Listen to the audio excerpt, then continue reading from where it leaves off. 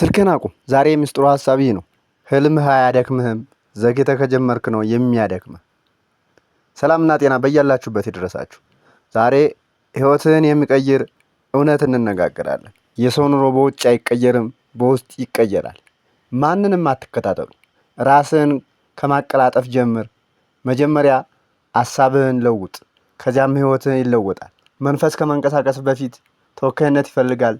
እኔ ማድረግ እችላለሁ ብለህ ራስን ተመልከት። ከዚያም ቀስ በቀስ ለውጡን ታያለህ።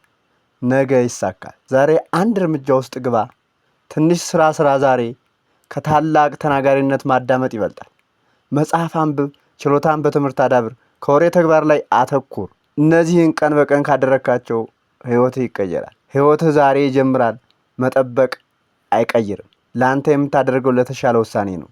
ዛሬ መጀመር ነው። በአጠቃላይ የዛሬ መልእክት ተደራሽነት ከሆነ ላይክ ብለውና አስተያየት መስጫ ላይ ጀመርኩ ብለህ ጻፍ።